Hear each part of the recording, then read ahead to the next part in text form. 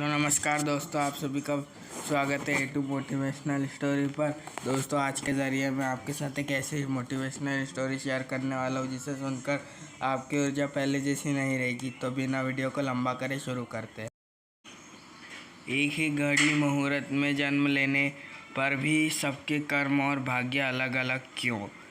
एक प्रेरक कथा। एक बार एक राजा ने विद्वान ज्योतिषियों और ज्योतिष प्रेमियों की सभा बुलाकर प्रश्न किया कि मेरी जन्म पत्रिका के अनुसार मेरा राजा बनने का योग था। मैं राजा बना, किंतु उसी घड़ी मुहूर्त में अनेक जातियों ने जन्म लिया होगा जो राजा नहीं बन सके।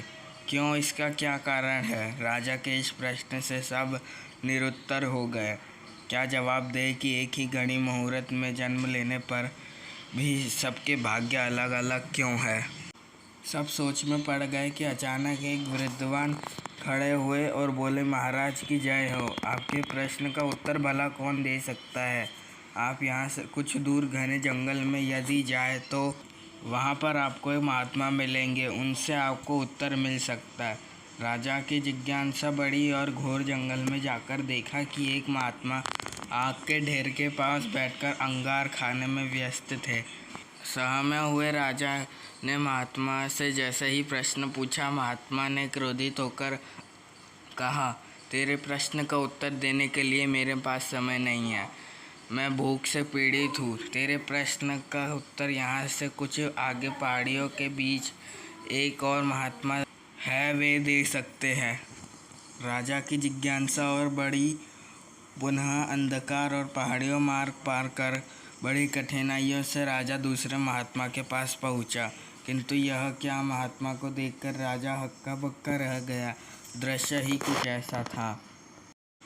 वे महात्मा अपना ही मांस चिमटे से नोच नोच कर खा रहे थे। राजा को देखते ही महात्मा ने डांटते हुए कहा, मैं भूख से बेचैन हूँ, मेरे पास इतना समय नहीं है। आगे जाओ, पहाड़ियों के उस पार एक आदिवासी गांव में एक बालक जन्म लेने वाला है जो कुछ ही देर तक जिंदा रहेगा। सूर्योदय से पूर्व वहां पहुँचो। वह बालक तेरे प्रश्न का उत्तर दे सकता है। सुनकर राजा बड़ा बेचैन हुआ। बड़ी अजब पहेली बन गया। मेरा प्रश्न उत्सुकता प्रबल थी। कुछ भी हो, यहाँ तक पहुँच चुका हूँ, वहाँ पर जाकर देखता हूँ। राजा पुनः कठिन मार्ग पार कर किसी तरह प्रातः होने तक उस गांव में पहुंचा। गांव में पता किया और उस दंपत्ति के घर पहुंचकर शीघ्रता से बच्चा लेने को कहा।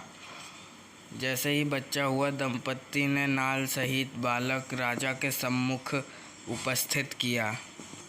राजा को देखते ही बालक ने हंसते हुए कहा, राजन, मेरे पास भी समय नहीं है, किंतु अपना उत्तर सुन लो। तुम, मैं और दोनों महात्मा 7 जन्म पहले चारों भाई व राजकुमार थे। एक बार शिकार खेलते खेलते हम जंगल में भटक गए थे। 3 दिन तक भूखे प्यासे भटकते रहे। अचानक हम चारों भाइयों को आटे की एक पोटली मिली। जैसे तैसे हमने 4 बाटी सेकी और अपनी अपनी बाटी लेकर खाने बैठे ही थे कि भूख प्यास से तड़पते हुए एक महात्मा आ गए। अंगार खाने वाले भैया से उन्होंने कहा, बेटा, मैं 10 दिन से भूखा हूँ, अपनी बाटी में से मुझे भी कुछ दे दो। मुझ पर दया करो, जिससे मेरा भी जीवन बच जाए। इस घोर जंगल से पार निकलने की मुझ में भी कुछ सामर्थ्य आ जाएगी। इतना सुनते ही भैया गुस्से से भड़क उठे और बोले, तुम्हें दे दूंगा तो मैं क्या आग खाऊंगा? चलो भागो यहाँ से। वे महात्मा जी फिर मांस खाने वाले भैया के निकट आए।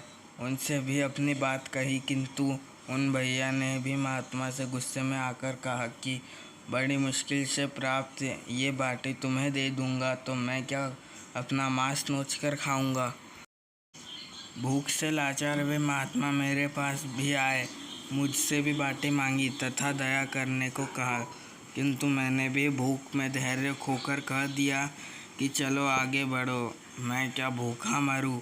बालक बोला। अंतिम आशा लिए वो महात्मा राजा आपके पास आए, आपसे भी दया की याचना की। सुनते ही आपने उनकी दशा पर दया करते हुए खुशी से अपनी बाटी में से आधी बाटी आदर सहित उन महात्मा को दे दी। बाटी पाकर महात्मा बड़े खुश हुए और जाते हुए बोले, तुम्हारा भविष्य तुम्हारे कर्म और व्यवहार से फलेगा। बालक ने कहा, इस प्रकार है राजा। उस घटना के आधार पर हम अपना भोग भोग रहे हैं। धरती पर एक समय में अनेक फूल खिलते हैं, किंतु सबके फल, रूप, गुण, आकार, प्रकार, स्वाद में भिन्न होता है। इतना कहकर वह बालक मर गया। जो असंख्य जीवों के लिए दुर्लभ है, वह मनुष्य जन्म हमें दिया। जहाँ असंख्य जीवों को कूड़ा ढूंढने पर भी भोजन नहीं मिलता, हमें ईश्वर ने धन्यवान कुल में जन्म दिया। ईश्वर ने हम पे भरोसा किया कि हम सब जीवों को सुख देंगे, इसलिए ईश्वर ने हमें यह सब कुछ दिया है। अब भरोसे पर खरा उतरने की बारी हमारी है।